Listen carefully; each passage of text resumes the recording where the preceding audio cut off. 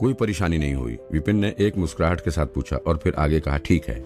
एक बात बताओ, तुम्हारी टेक्निक बिगड़ने से पहले जब तुम प्रैक्टिस करते थे तो क्या तुम्हें सांस लेने में तकलीफ होती थी? जब भी तुम ध्यान करते थे तो क्या तुम्हें ऐसा लगता था कि तुम्हारा पूरा शरीर टुकड़े टुकड़े हो रहा हो? हाँ, पर कैसे? आपको कैसे पता चला? अरविंद ने चौंक कर पूछा।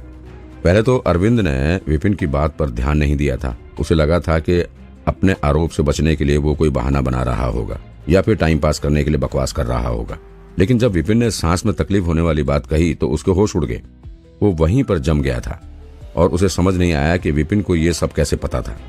विपिन ने जो भी कहा था वो एकदम सच था। उसका कंट्रोल बिगड़ जाने से पहले उसे यही दिक्कत होती थी। चेतना इकट्ठी करना तो उसके लिए लगभग नामुमकिन ही होता था। हर बार उसे ऐसा लगता था जैसे कोई उसके शरीर को काट रहा हो। उसे भयानक दर्द का आभास होता था। आज तक उसे तो यही लग रहा था कि ऐसा गलत टेक्निक की वजह से हो रहा होगा। कहीं विपिन की बात सच तो नहीं थी? कहीं उसे सच में बंद नाड़ियों की बीमारी तो नहीं थी? कहा जाता था कि जिस इंसान को भी बंद नाड़ियों की बीमारी होती थी उसे लगता था जैसे उसकी नसें बंद हों।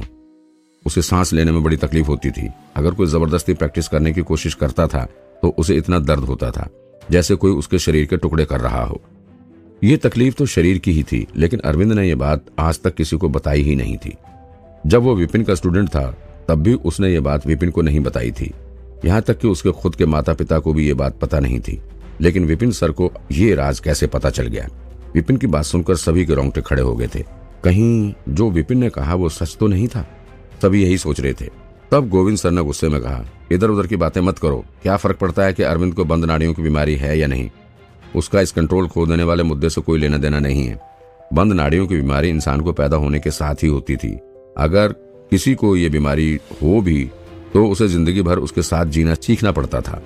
इसका कोई इलाज नहीं था। अगर अरविंद को वाकई ये बीमारी थी तो वो कभी एक्सपर्ट नहीं बन सकता था। लेकिन इसका मतलब ये तो नहीं कि उसका टीचर उसकी बची खुची टेक्निक भी बिगाड़ दे। विपिन ने हंसते हुए कहा, कोई लेना देना नहीं है।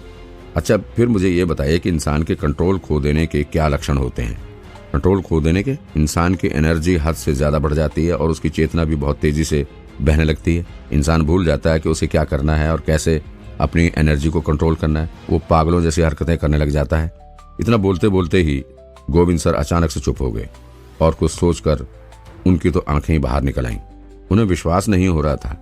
फिर वे बोले, नहीं, ऐसा नहीं हो सकता। तुम कंट्रोल के बाहर हो जाने वाली एनर्जी का इस्तेमाल करके उसकी बंद नाड़ियां खोलने की कोशिश कर रहे थे ताकि उसकी बीमारी ठीक हो जाए। विपिन ने सिर हिलाकर कहा, हाँ, उसी तरीके से। ऐसा हो सकता है?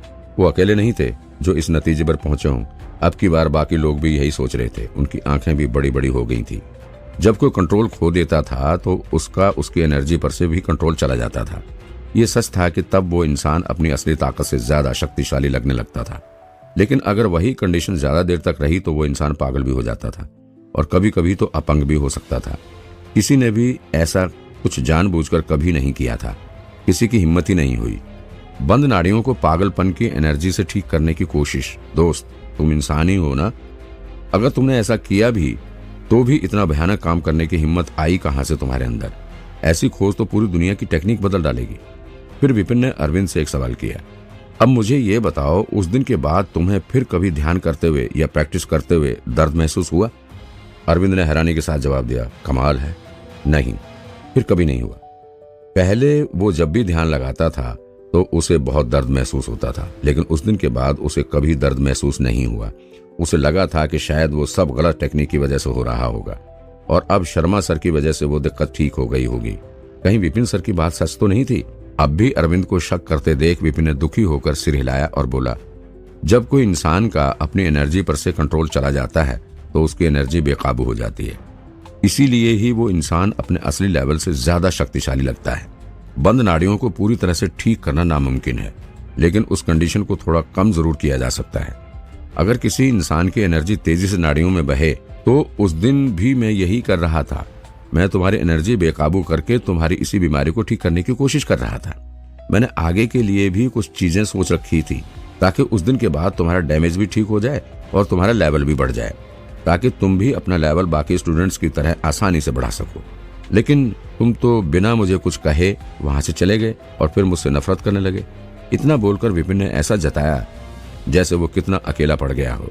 उस दिन के बाद अरविंद ने विपिन की क्लास में कदम ही नहीं रखा था और वो विपिन को अपना दुश्मन समझने लगा था।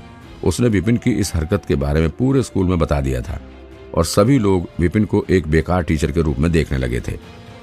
अगर विपिन खुद भी उसके पास जाता तो भी वो फिर उस पर कभी भरोसा नहीं करता। विपिन का दुख देखकर सभी को उसके अकेलेपन और दर्द का आभास हो रहा था, लेकिन इतने प्रेशर में भी विपिन ने अपना पेशेंस नहीं खोया और ना ही उसने लोगों को समझाने की कोशिश की। वो चुपचाप दर्द झेलता रहा और लोगों की इंसल्ट सुनता रहा। विपिन के लिए अब उन सभी लोगों के दिल में इज्जत और बढ़ गई। लेकिन गोविंद सर ने फिर गुस्से से कहा, झूठ, ऐसा कैसे हो सकता है? अगर ये सच भी था तो भी तुमने अरविंद को साफ साफ ये बात बताई क्यों नहीं? अगर बताई होती तो अरविंद तुम्हें छोड़कर नहीं जाता। विपिन ने जवाब दिया, अगर कोई इंसान इस पूरी घटना को कंट्रोल करता तो असल में वो कंट्रोल कैसे खोता? अगर मैं अरविंद को पहले ही बता देता तो वो डर के मारे रिस्क लेता ही नहीं। कंट्रोल खो देने पर इंसान काबू के बाहर हो जाता था। अगर उन्हें पहले से पता हो कि वे कंट्रोल खोने वाले हैं तो इंसान डर के मारे पूरी मेहनत करना ही बंद कर देगा और वो बेकाबू होगा ही नहीं। थोड़ा हिचक कर गोविंद सर बोले, चाहे तुम कितना भी बोल लो, लेकिन तुम साबित नहीं कर सकते कि बेकाबू हो जाने की वजह से ही उसकी बीमारी ठीक हुई है। तुम्हारी इस कहानी पर मैं विश्वास कर ही नहीं सकता। विपिन ने कहा, मैं जानता हूँ ये घटना आप सबके लिए बहुत अजीब होगी, लेकिन आप विश्वास करें या ना करें, सच यही है। फिर वो अरविंद को देखकर बोला, मैंने अभी देखा तुम लेवल 1 के स्टेज 4 पर पहुंच गए हो।